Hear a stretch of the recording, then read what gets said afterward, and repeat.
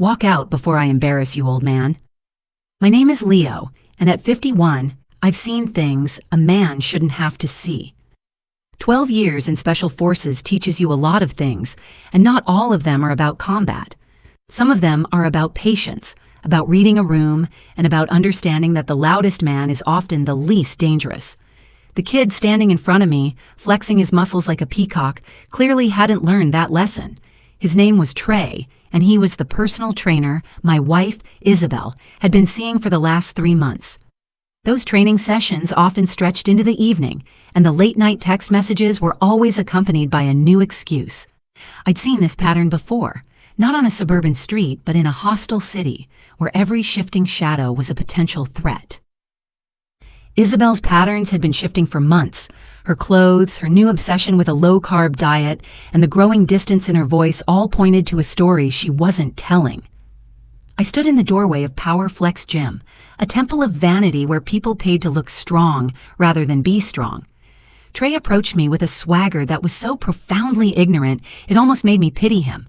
The place was a hive of activity, office workers running from their day jobs, college kids posturing for their social media followers.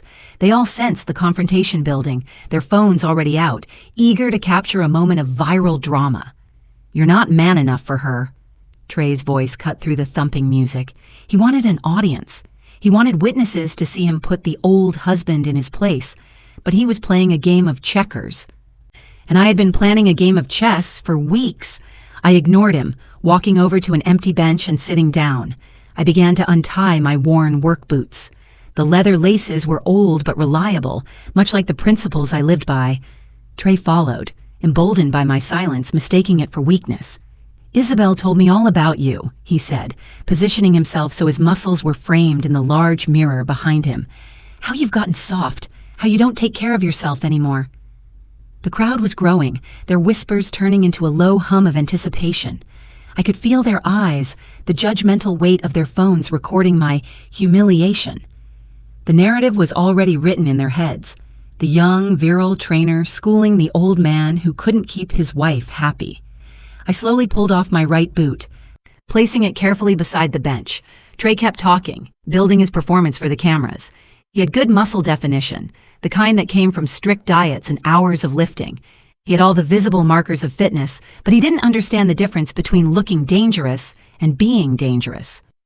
"Last chance, old man," Trey said, cracking his knuckles. "Walk away, and maybe I'll let Isabelle down easy when she asks about you." I began to work on my left boot, taking my time, savoring the moment. What they didn't understand was that they had already missed the most important part. The moment Trey made this public, he had already lost control of the outcome. He was a pawn in my game, and he just didn't know it yet. Isabelle and I met 15 years ago, just as I was transitioning out of the military. She was a bank manager, all professional smiles and sharp business suits, radiating a quiet competence that had always drawn me in. She was the kind of woman who handled the most difficult customers with a calm patience I could only envy. We married 2 years later, bought a beautiful home in Highlands Ranch, and filled it with dreams of a family that never came. The infertility was a painful and quiet chapter in our lives, one that slowly created a subtle distance between us. My military training had taught me to read a situation, to notice when the patterns changed. Isabelle's had been shifting for months, like a sand dune in the wind. The longer hours at the gym, the new clothes that showed more skin, a certain crisp, distant tone in her voice when she talked about her day. I'd mentioned it once, gently, and she had brushed it off as midlife fitness goals. The name Trey Rodriguez had appeared in our conversations gradually. First he was the new trainer at the gym. Then it was, Trey says this exercise is better. And finally, it was the late-night texts she claimed were just workout schedules. I had been deployed in enough hostile territories to recognize when someone was gathering intelligence on my position. 3 weeks ago, my instincts told me to drive by the gym during what should have been her session time. Her car wasn't in the parking lot. When I asked about it later, she claimed she had switched to morning workouts, but her gym bag was still in the closet, unused, and she came home smelling of a new, expensive perfume, not the familiar scent of sweat. That's when I started paying attention, really paying attention. The way I used to watch for insurgent movement patterns in Kandahar. She'd shower immediately upon getting home, even though she claimed to have showered at the gym. Her phone would be face down during dinner, a habit she'd never had before. Small tells, but consistent. Yesterday, I'd seen them together at a coffee shop downtown. Not the gym, not a training session. She was laughing at something Trey had said, her hand resting on his arm in a way that wives don't touch their trainers. They hadn't seen me, but I had seen enough. Trey probably thought he was the first young man to catch an older woman's attention. He assumed his youth and muscles gave him some advantage I had lost. What he didn't understand was that Special Forces training wasn't just about physical conditioning. It was about patience, about waiting for exactly the right moment to apply exactly the right amount of pressure. The warning signs had been there for months, but I'd ignored them, trusted where I should have verified. That was on me. But Trey's mistake was bigger. He'd made this personal, made it public, and made it about respect. And for that, there would be no forgiveness. I finished tying the laces on my left boot and finally looked up at Trey, my gaze steady and unflinching. "You done talking, son?" My voice was calm, almost conversational, but it sliced through the restless hum of the crowd. He grinned, mistaking my quietness for an invitation to escalate. "Yeah, I'm done talking," he sneered. "So what's it gonna be, old man? You gonna do something about it or just sit there like you do at home?" That last comment hit different. It wasn't a question, it was a confirmation. Isabelle had been talking about our private life, sharing details that were meant only for us. She'd painted me as the neglectful husband, the one who no longer appreciated what he had, and Trey, in his performative rage, had just confirmed it. I stood up slowly, deliberately, taking my time to stretch my back. Trey misinterpreted this as stiffness, as age catching up with me. He was half right. I was 51, not 25. But what he didn't understand was that those years had taught me things his gym workouts never could. "Trey," I said, my voice low and level, "you've been training my wife for 3 months now." He flexed, his biceps straining against his shirt. "That's right," he said. "And let me tell you, she's been very dedicated to her workouts."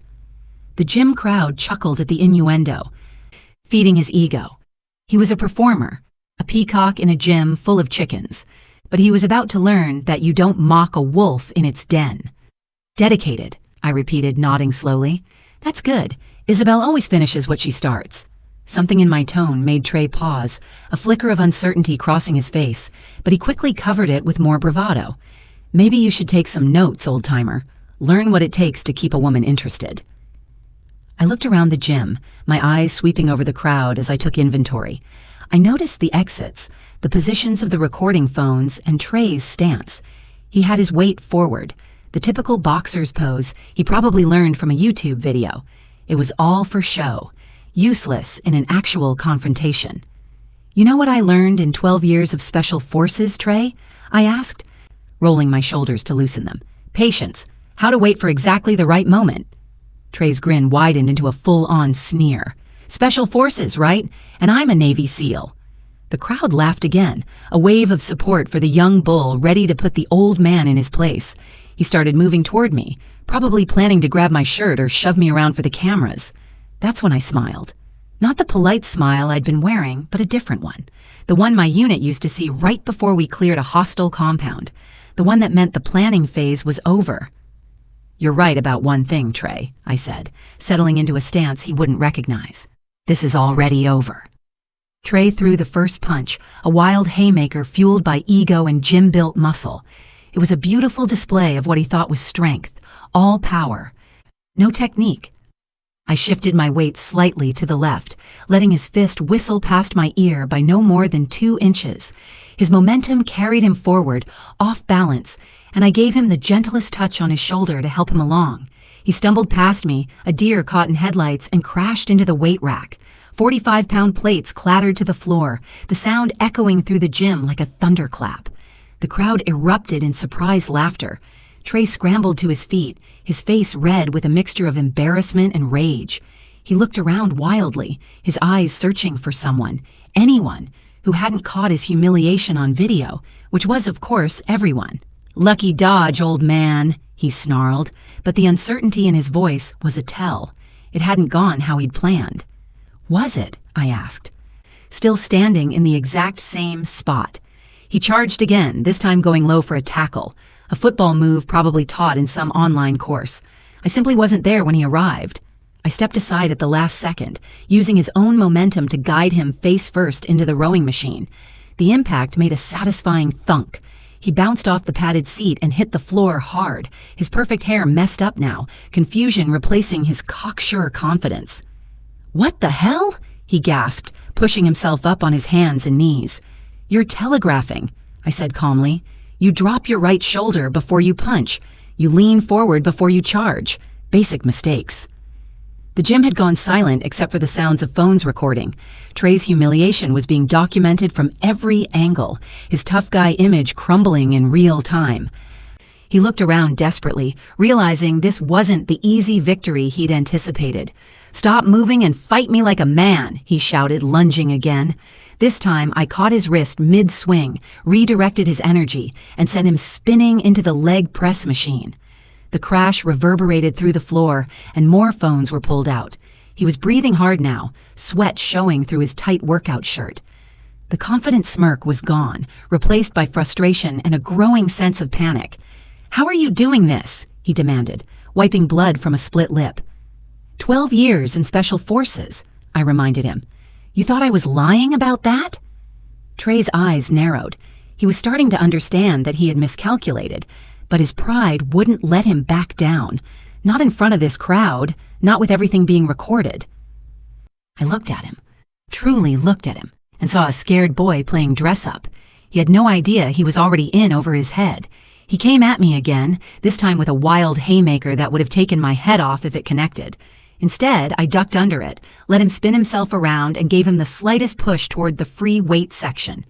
Trey crashed into a rack of dumbbells, sending 20 and 25-pounders rolling across the floor. Gym members scattered to avoid getting hit, their laughter getting louder with each of his failures. "Stay down, son," I suggested. "You're embarrassing yourself." But Trey was beyond listening. His perfect reputation as the gym's alpha male was disintegrating with every failed attack. He had to land something, anything, to salvage his image. He grabbed a weight off the floor, a 15-pound dumbbell, and came at me, swinging it like a club. The crowd gasped. This had gone from embarrassing to dangerous. That's when I stopped playing around. I caught Trey's wrist as he swung the dumbbell, applied pressure to a nerve cluster I'd learned about in advanced combat training. His fingers went numb instantly, the weight dropping to the floor with a heavy thud. "Attempted assault with a weapon," I said quietly, still holding his wrist in front of 43 witnesses. "You sure you want to go down that road?" Trey's face went pale. He tried to pull away, but my grip was immovable. 12 years of military conditioning versus 3 years of gym workouts. No contest. "Let me go," he whispered, the fight finally draining out of him. I released him and stepped back. He cradled his numb hand against his chest, fear replacing the arrogance that had started this whole mess. "You want to know what I really learned in Special Forces, Trey?" I asked, my voice carrying across the silent gym. "How to read people, how to identify threats, how to recognize when someone's been feeding information to the enemy." The gym was dead silent now. Even the background music seemed muted. "See, I've been watching you and my wife for 3 months," I continued. "The coffee dates that weren't training sessions, the late-night texts about workout schedules, the way Isabelle started showering twice a day and putting her phone face down during dinner." Trey's face went from pale to ashen. He hadn't expected this conversation to go public. "Isabelle told you about our private life, didn't she? About how I work long hours, how I've been distant lately, how the spark has gone out of our marriage." Trey glanced around nervously, looking for an escape route, but the crowd had him surrounded, their phones still recording every word. "What she didn't tell you," I said, my voice cutting through the tension, "is that I've been working those long hours to pay for her mother's cancer treatments, that I've been distant because I've been researching specialists, coordinating insurance, and making sure Marie gets the best care possible." The silence stretched. Trey's breathing was shallow, panicked. "Isabelle doesn't know that yet," I continued. "I wanted to surprise her once everything was arranged, but you know what? I think she deserves to know the truth about both of us." I pulled out my phone, scrolled to Isabelle's number, and hit speakerphone. The ringtone echoed through the gym. "Leo?" Isabelle's voice came through crystal clear. "I'm just leaving the office. Is everything okay?" I'm at PowerFlex Gym, I said, my eyes locked on Trey. Having a conversation with your trainer. A pause. Oh, I can explain. No need, I interrupted. Trey here has been very educational, told me all about your dedication to fitness, how you've been very committed to your workouts. Trey was shaking his head frantically, mouthing no at the phone. Leo, please. Now let me come down there and we can talk privately. Actually, I think we're done talking, I said. Both of us. Trey was just explaining to everyone here how he's man enough to take another man's wife. Weren't you, Trey? Trey looked like he was going to be sick. The crowd was eating this up, their phones capturing every second of his humiliation. Isabelle, I continued, you should probably find a new gym. And Trey, you should probably find a new career. I hung up and put the phone away. Trey was backing toward the exit now, his reputation in ruins, his confidence shattered. But I wasn't done with him yet. Where are you going, Trey? I asked as he reached the gym's front door. I thought you wanted to embarrass me. He stopped, his hand on the exit handle, trapped between his destroyed reputation and his fear of making things worse. The crowd was still recording, still watching his every move. This is over, he said, his voice barely audible. Just leave me alone. Oh, it's over, I agreed, but not the way you planned. I walked closer, and Trey pressed himself against the door. The confident trainer who'd called me an old man 20 minutes ago was now cowering like a scared kid. You know what's going to happen next? I asked conversationally. Those videos everyone just took, they're already uploading. Social media moves fast these days. Trey's eyes darted to the phone still pointed at him. He was starting to understand the scope of his problem. By tomorrow morning, every gym in Denver is going to know about Trey Rodriguez, the trainer who got humiliated by a 51-year-old man, the guy who couldn't land a single punch on someone old enough to be his father. You set me up, he whispered, the realization hitting him. No, son, you set yourself up. I just gave you enough rope. The crowd was loving this. Trey's downfall was being documented from every angle, his tough guy persona permanently destroyed. But I still had one more card to play. Oh, and Trey, I added, you should probably check your employment contract. Most gyms have morality clauses about trainers who sleep with married clients. Bad for business when it becomes public knowledge. Trey's face went ashen. He hadn't thought about that part. Please, he started to say, but I held up a hand. The thing about consequences, Trey, is that they don't care about please. You made your choices. You wanted to be man enough to take another man's wife, to humiliate him in public. Now you get to live with what that costs. I stepped aside, clearing his path to the door. But I'll give you some free advice, I said. Next time you want to steal something from a man, make sure you understand what kind of man you're dealing with first. Trey fumbled with the door handle, desperate to escape. But before he could leave, Isabelle burst through the entrance, her face flushed from running. Leo, wait, she started, then stopped when she saw Trey's condition, his split lip, messed up hair, the defeated look in his eyes. What happened? She demanded. Your boyfriend tried to teach me a lesson, I said calmly. Didn't work out how he planned. Isabelle looked between us, taking in the crowd with their phones, Trey's humiliated state, the weight equipment scattered across the floor. Trey? She said uncertainly. But Trey couldn't meet her eyes. His image as the confident, dominant trainer was shattered. He was just a scared kid who'd gotten in over his head. This isn't how I wanted you to find out, Isabelle said to me, her voice small. Find out what? I asked. That my wife was cheating on me with a boy who can't even throw a punch? I figured that out months ago. Trey pushed past Isabelle and fled through the door, leaving her standing there in front of 43 witnesses to their affair. Leo, please, she said. Let me explain. I looked at her for a long moment, then shook my head. No need, Isabelle. I understand perfectly. I walked past her toward the exit, but stopped at the front desk where PowerFlex Gym's manager was standing with his mouth open, clearly having watched the entire confrontation. You might want to review your trainer policies, I told him quietly, and maybe invest in better liability insurance. Then I turned back to Isabelle, who was still standing frozen in the middle of the gym floor, surrounded by people recording her humiliation. Isabelle, I said, loud enough for everyone to hear, when you get home tonight, you'll find divorce papers on the kitchen table. My lawyer already has copies of the photos from your coffee dates with Trey and the text messages. Amazing what a private investigator can dig up in 3 weeks." Her face went white. "You hired a detective?" "Special forces taught me to gather intelligence before engaging the enemy," I said. "Your boyfriend there made the mistake of thinking this was about muscles and attitude. You made the mistake of thinking I was too old and tired to notice what was happening in my own house." Isabelle looked around desperately, realizing that her affair was now public knowledge, documented on dozens of phones, probably already spreading across social media. "The house is in my name," I continued. "The cars are in my name. The bank accounts we opened when we got married. I closed those yesterday and moved the money, legally, of course. Everything I did was completely legal." "You can't do this," she whispered. "Already done," I said. "Oh, and Isabelle, you might want to ask Trey about his job situation. I hear PowerFlex doesn't appreciate trainers who create this kind of publicity." I looked around the gym one last time at the crowd still recording, at Trey's water bottle and towel abandoned by the weight rack where his humiliation began. "Enjoy your workout," I said, and walked out into the Denver evening air.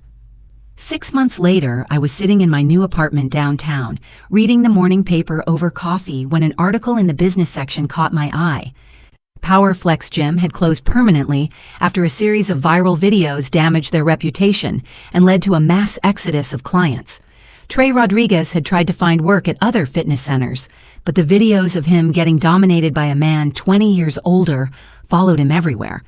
Last I'd heard, he was working at a supplement store in Aurora, his dreams of being a fitness influencer permanently destroyed by 30 minutes of footage. Isabelle had moved in with her sister after the divorce was finalized. She'd tried to fight for half the house, but the evidence of her affair made that impossible. Colorado has no-fault divorce laws, but adultery still matters when it comes to asset division. I'd started running again, something I hadn't done consistently since leaving the military. The trails around Washington Park reminded me why I'd loved Colorado in the first place. The mountains in the distance, the clean air, the sense of space and possibility. My phone buzzed with a text from my sister in California. "Saw the gym videos online. Proud of you for handling it with class." I smiled and put the phone away. The videos had indeed gone viral, but not for the reasons Trey had hoped. They'd become a cautionary tale about the difference between looking tough and being tough, between muscles and actual strength. That evening, I drove up to the mountains and watched the sun set over the Rockies. For the first time in months, I felt completely at peace. Sometimes the strongest response to betrayal isn't violence or anger, but the patience to let people reveal their true character and face the natural consequences of their choices.